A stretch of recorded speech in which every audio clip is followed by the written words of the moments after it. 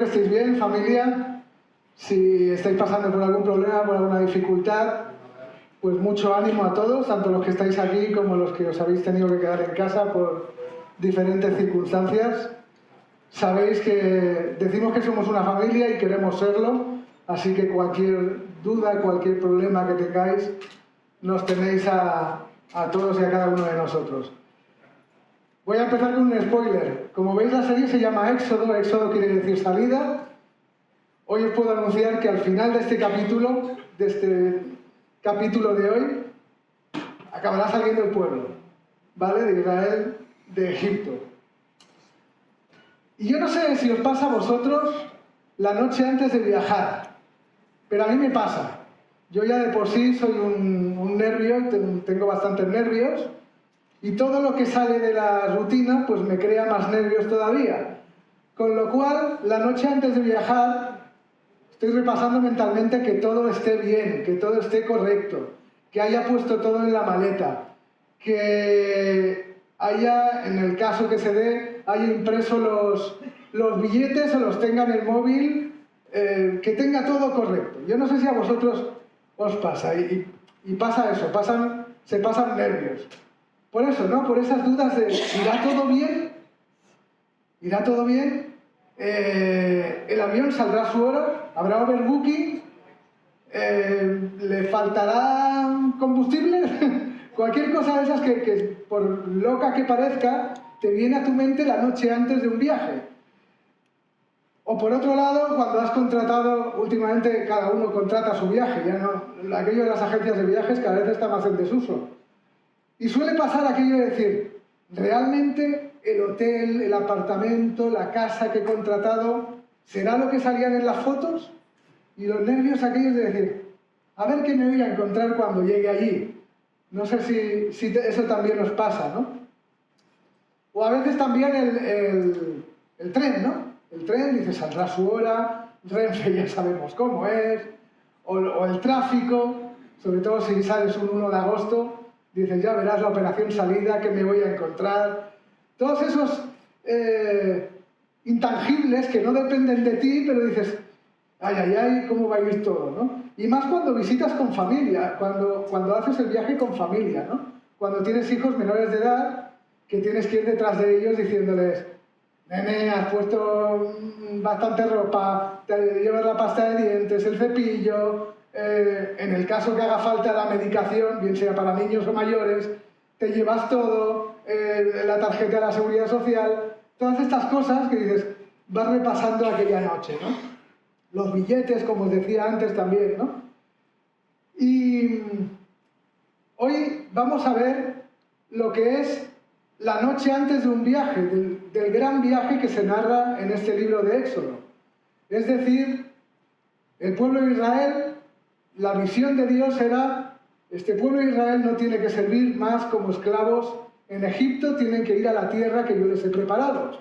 Con lo cual ese viaje se tiene que dar, y se tiene que dar ya, y se tiene que dar a la mañana siguiente. Pero había un cable todavía colgando. Si os acordáis, la semana pasada Joan nos explicó las plagas que tuvo el pueblo de Egipto, los castigos que tuvo por parte de Dios, ya que Faraón se puso cabezoncillo y no quería dejar salir al pueblo. Evidentemente tenía mano de obra barata, ¿para qué iba a dejar salir al pueblo, no? Y Joan nos explicó el otro día 9 de 10 plagas. Y quedaba una colgada, que es la que quedaba para explicar hoy. Y dice en Éxodo 11, capítulo 1, el Señor dijo a Moisés, voy a traer una plaga más sobre el faraón y sobre Egipto. Después de eso, dejará que os vayáis. Y cuando lo haga, os echará de aquí para siempre. Esto es lo que le dice Dios a Moisés. Moisés, que era el líder, el mensajero, el que tenía que anunciar esto al resto del pueblo, evidentemente va y lo hace y les dice, Moisés anunció, así dice el Señor, hacia la medianoche pasaré por todo Egipto y todo primogénito egipcio morirá. En esto consistía la última plaga, la plaga más bestia. Hay cosas que no logro entender, y una de las cosas que no logro entender es por qué Dios hacía este tipo de plagas, ¿no? Pero la historia nos dice que es así. Y esto es lo que pasó, y esto es lo que ocurriría con los primogénitos egipcios, es decir, los hijos mayores de todo el pueblo de Egipto. ¿Sabéis la importancia que tenían en aquella época los hijos mayores? Los hijos mayores eran los herederos, los que le daban tierras, dinero, etcétera, etcétera, ¿no? Con lo cual, el hecho de que muriera el hijo mayor era que muriera, como se dice por aquí, la niña de sus ojos, de los padres, ¿no? Es el tesoro más importante que tenían, ¿no? Con lo cual, intentaos imaginar lo grave que fue para el pueblo de Egipto esta plaga. Yo no sé si tenéis en vuestro entorno, seguro que sí, porque desgraciadamente estas cosas pasan, ¿no? Y no sé si tenéis en vuestro entorno a alguien que ha padecido esta gran pérdida, ¿no? Que es perder un hijo y que las cosas vayan contra natura, que algún hijo se marche antes que los padres. Y realmente es una prueba muy dura, una prueba que a veces es imposible de calmar, de sanar a los que lo sufren aquí. Pues imaginaos cómo se sintió el pueblo de Egipto, ¿no? Por otro lado, para los israelitas, para esa noche, la noche previaje, había unas normas a cumplir. Unas normas a cumplir para que todo se hiciera con orden, ¿no? Porque además Dios en esa noche quería instaurar una fiesta, que es la fiesta de la Pascua, que aún a día de hoy se celebra entre el pueblo judío, la fiesta de la Pascua. Y había una serie de normas, las normas alimenticias. ¿Cómo debía ser el animal que tenían que comer? El animal que tenían que comer debía ser un cordero o un cabrito. No tenían que ir a la rosticería al lado de casa y cogerse un pollo al as para 4 con unas patatas, sino que tenían que cogerse un cordero o un cabrito de 1 año. Además, tenía que ser sin defecto, es decir, totalmente sano, que ni fuera cojo, ni le faltara pelo, ni tuviera una muesca porque se hubiera dado contra un árbol, nada. O sea, sin ninguna tala. Absolutamente sano, inmaculado, ¿vale? De 1 año. Entonces, aproximadamente estamos hablando de unos 15 o 20 kilos. Y si os ponía el ejemplo del pollo alas, en casa sabemos que cuando cogemos un pollo alas hay para 4. 2 muslos, 2 pechugas, no hay más.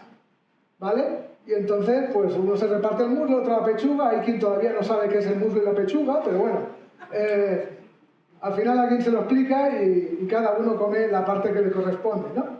Aquí en este caso, imaginaos un cordero con una... Yo no sé si habéis comido alguna vez en algún restaurante pierna de cordero.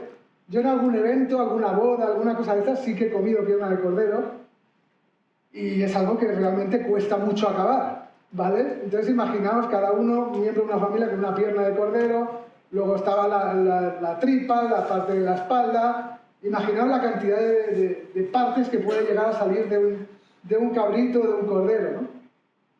Todo eso, todas esas partes del animal debían comerse en esa noche y no debía sobrar nada. Si sobraba algo, al día siguiente se tenía que quemar. Esa era otra de las normas que también dijo Dios para el pueblo de Israel. Y además otra de las normas es que tenía que ser, se había de comer pan sin levadura, es decir, que el pan no es de base, ¿vale? Y 7 días comiendo pan sin levadura. Y además, retirar toda la levadura de las casas, que no hubiera levadura, ¿vale? No me hagáis explicar por qué, pero la norma era esa, ¿vale? Por otro lado, normas de vestimenta, lo que hoy diríamos el outfit, ¿vale? ¿Cómo debían ir vestidos a la hora de comer? Y os preguntáis, qué cosa más rara, ¿no? ¿Para qué eso? Bueno, pues igual de ahí también podemos sacar alguna cosa nueva. Debían ir con el manto ceñido a la cintura, es decir, con una especie de, no sé, una especie de tela que iba ceñida a la cintura, ¿vale? Y bien atada. Las sandalias puestas, no tenían que ir con las zapatillas Nike con las que sales de la ducha, ¿vale? Tenían que ir con las sandalias de caminar, ¿vale? Además tenían que ir con una vara en la mano. Sabéis que la vara en En aquella época significaba, pues la llevaba el pastor para dirigir al rebaño, la llevaba también el patriarca como para ser el mando, el guía de la familia, ¿vale? Pues todos tenían que ir con su vara, con su manto ceñido y tenían que comerlo deprisa. No podían hacer la sobremesa que hacemos algunos, que empezamos a comer y cuando no nos damos cuenta decimos, bueno, tendremos que irnos porque esta gente querrá dormir, ¿vale? Debía ser algo, una comida rápida, ligera y sobre todo con la sensación de nos tenemos que ir. Y luego viene una serie de normas preventivas también.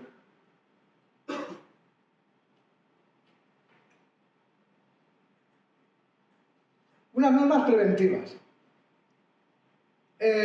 Para evitar que la plaga dada a los egipcios, que era matar a los primogénitos, fuera también para el pueblo de Israel, ellos como protección, con la sangre del animal que se iban a comer, primero evidentemente lo degollaban al animal, pues con esa sangre tenían que pintar los marcos de las puertas, los dinteles de las puertas.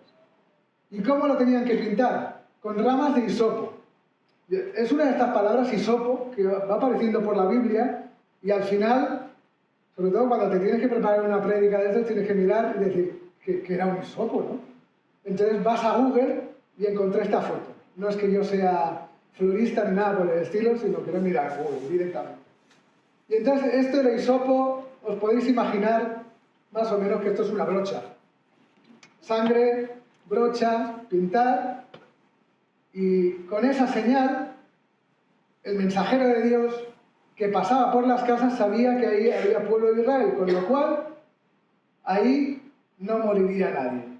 Y esa era una de las normas preventivas que dio Dios. Mirad en el versículo 13 del capítulo 12 de Éxodo. La sangre servirá para señalar las casas donde vosotros os encontráis, pues al verla pasaré de largo. Así, cuando llegue yo de muerte a los egipcios, no os tocará a vosotros ninguna plaga destructora. Y luego había otra norma, que era la norma genealógica, por decirlo de alguna manera, porque en el siguiente versículo dice: y cuando vuestros hijos os pregunten ¿qué significa para vosotros esta ceremonia?, responderéis: este sacrificio es la Pascua del Señor, que en Egipto pasó de largo por las casas israelitas. Hirió de muerte a los egipcios, pero salvó la vida de nuestras familias. Es decir, que desde aquel día, el mismo día durante años, años y años, y ya os digo, hasta el día de hoy, los israelitas debían celebrar esta fiesta, que al final duraba una semana, pero que en la primera noche debían hacer todo esto que yo os he explicado. Esa misma noche mandó llamar el faraón a Moisés y a Aarón y les ordenó, largo de aquí, aléjense de mi pueblo ustedes y los israelitas, vayan a adorar al Señor como lo han estado pidiendo. Justamente lo que había dicho Dios que pasaría. Yo me intento imaginar que si en aquella época hubiese existido Twitter, el hashtag de aquella noche hubiese sido Faraón, déjalos ir, o que se vayan, o fuera los judíos, o alguna cosa de estas. Alguna frase de estas que aparecen por Twitter y que le hubiese llegado a Faraón y hubiera dicho: uy, el pueblo está hasta aquí de los judíos, vamos a largarlos, ¿no? Vamos a echarlos fuera. Y evidentemente no existía Twitter, pero Faraón también pasó por la prueba, que fue que su hijo murió. Con lo cual, hasta las narices ya de los mismos judíos, cogió y pasó realmente lo que dijo Dios que pasaría. Es decir, llamó a Moisés y a Aarón: por favor, iros ya, iros y no quiero veros más. Y dice más: llévense también sus ovejas y sus vacas como lo han pedido, pero váyase ya, que para mí será una bendición. Como dicen en mi grupo de amigos del ADN, hay veces que decimos aquello de: por favor, déjame en paz, ¿vale? O sea, dejadme en paz, iros, que no os quiero ver más, ¿vale? Y acaba diciendo, y ese es el spoiler que os he dicho al principio, los israelitas habían vivido en Egipto 430 años. precisamente el día que se cumplían los 430 años, todos los escuadrones del Señor salieron de Egipto. Curioso que además Dios eligiera el día justo que cumplían 430 años.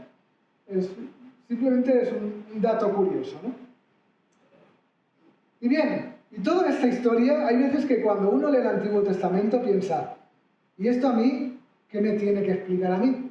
Esto es una historia del Antiguo Testamento, con violencia, con cosas que realmente a mí que me traen, ¿no? Que puedo sacar de ellas.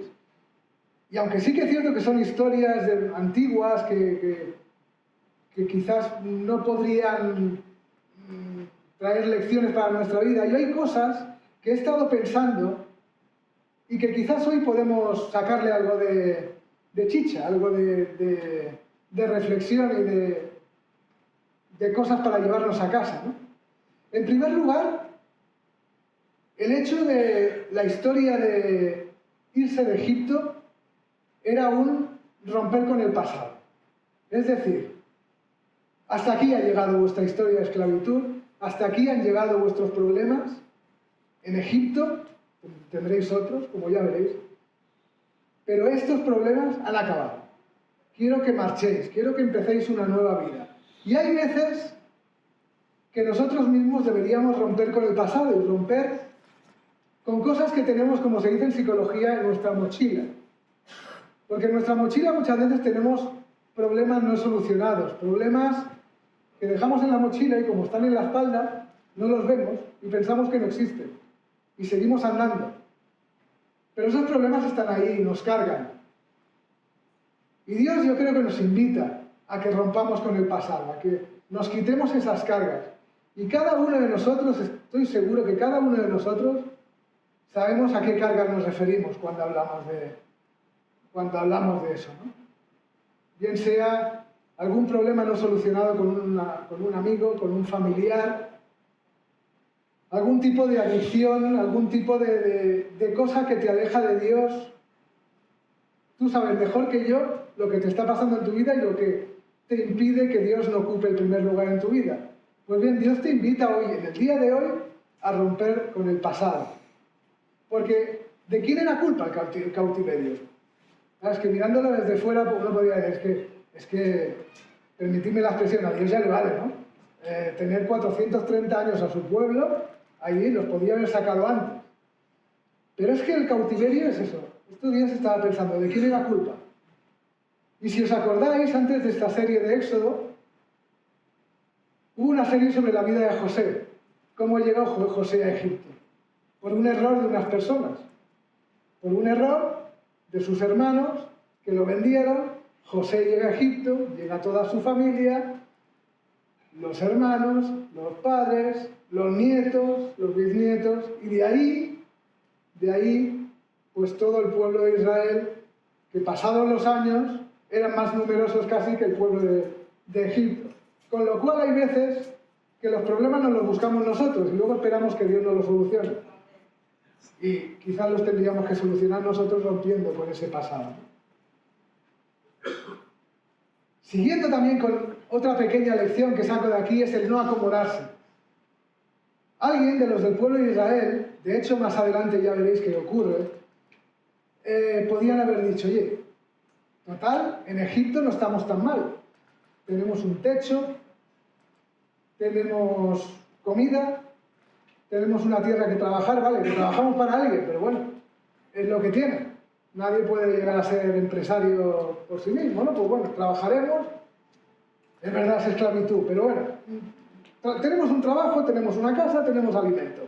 ¿Para qué narices me tengo que ir yo ahora a otra tierra que no sé ni dónde está, ni sé lo que va a tener, ¿no? Y muchas veces nos acomodamos en este tipo de problemas o de situaciones, decimos, bueno, no, si no estoy tan mal, no estoy tan mal. De vez en cuando me viene a la cabeza eso que me atormenta, pero bueno, es un día y al día siguiente es invierno, ¿no? Y Dios nos llama también hoy a no acomodarnos, a decir, sigamos adelante, movámonos, ¿no? También que todo lo malo se acaba, podemos ver aquí. Incluso hay cosas que no dependen de nosotros. Si uno tiene una enfermedad crónica, lo más normal y lo más natural es que te lleves esa enfermedad crónica hasta el resto de tus días. A no ser que la ciencia avance tanto que pueda hallar una solución para la diabetes, para un cáncer crónico, para cualquier cosa de enfermedades, para la ELA, por ejemplo, tan de boga hoy en día tristemente y que a día de hoy no tienen cura, ¿vale? Pero aún y así, los creyentes, los que seguimos a Jesús, sabemos que aún y así todo lo malo se acaba. Si no aquí, cerca de nuestro Dios donde vamos a estar un día. Y eso nos tiene que llenar de paz y de esperanza.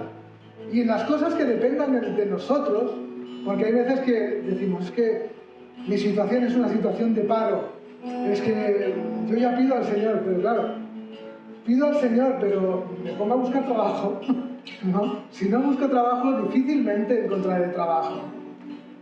Es un ejemplo, pero en cosas que dependan de nosotros, intentemos subsanarlas, ¿no? Arreglarlas. ¿Qué más tenemos? Tenemos también que estamos aquí de paso. Veremos a partir del domingo siguiente cómo el pueblo pues empieza a peregrinar, a caminar por el desierto. Y realmente estamos aquí de paso. Ese paralelismo del desierto pues lo comparamos con la vida. Y realmente estamos aquí de paso, que podemos vivir 70, 80, 90 años. Pero los que seguimos a Jesús sabemos que tenemos algo más después, ¿no? Y mientras tanto no nos aferremos a las cosas de aquí, porque tienen muy poco sentido. Dejadme que os explico una pequeña anécdota que me tocó bastante.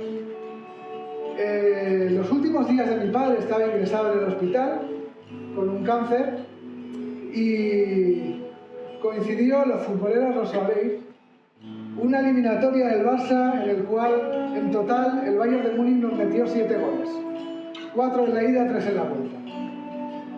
Yo por llegar, por hacerme el simpático y tal, le digo, ¿qué el Barça? Y me dice, no me preocupa. ¿Vale?